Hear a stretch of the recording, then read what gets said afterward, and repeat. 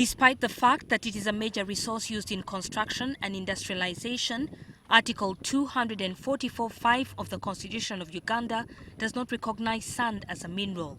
This could perhaps be the reason it has been simple for many companies to engage in lake sand mining to meet the high demand on the market. Lower wetlands remain the lead source of lake sand across the country. 4 years ago, more than 10 companies were involved in illegal sand mining until Parliament's Natural Resources Committee intervened to suspend these activities until clear guidelines are approved. But there are no guidelines, so the guidelines will be ready this month, I think. There's a multi-institutional, multi-ministerial team that... But even before the guidelines were approved, the National Environment Management Authority cleared 4 companies to continue mining sand in Lwera wetland. We need this sand.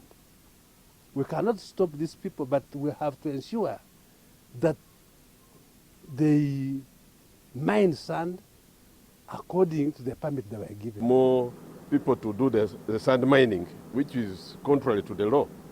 Actually, this is an abuse, the corruption of the highest order, and this kind of impunity, which is being perpetuated by officers within NEMA, it's unacceptable.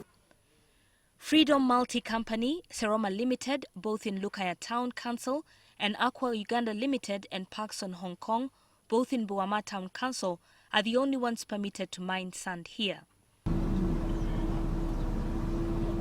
The wetland has evidence of massive damage and degradation, filled with deep pits which have turned into mini lakes.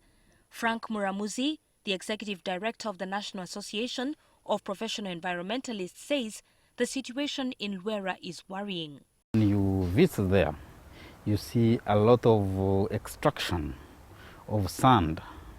You see a lot of degradation of that wetland.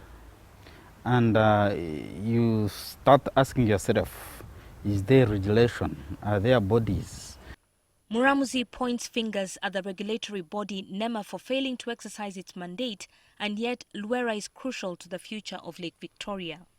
It cleans the water that goes into the lake and also, of course, the river. But not only that, that wetland provides as a breeding place. And though there are only 4 companies legally mining sand, there are individuals breaking the law in Lwera. A truck of this sand costs between 200,000 and 600,000 shillings, depending on its size. Each company individually sells at least 20 trucks a day. They should stop until the regulations are out and they are implemented. Because what does it take to have the regulations in place? NEMA Executive Director Dr.Tom Okurut says the 4 companies are operating within the given guidelines. The restoration procedure is not probably what people expect. We don't allow you to carry soil from outside and take to wetland. What we did was natural resource generation.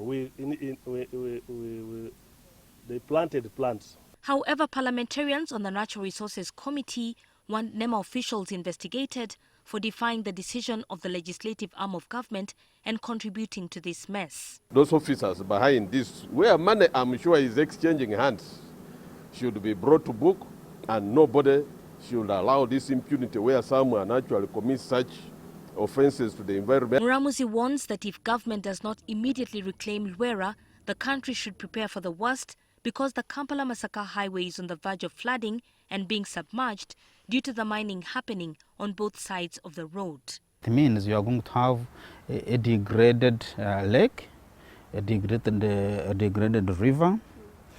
But even the roads you are talking about, even this main road, Kampala Masaka road, and you are going to have a problem with it. It can also be flooded. This development happens in the wake of a heated debate over whether the country should go into Lake Victoria to mine sand. Mine sand in the lake? Why? I don't see the reason. Mango Tree Group, owned by the Chinese, has already received a dredging license from Uganda Investment Authority. The mango tree officials say they are waiting for NEMA's permission to mine sand in Lake Victoria. Yes, they give us the license for shipbuilding, for sand mining, and even water transport. Fishermen interviewed by NTV have negative views about the excavations.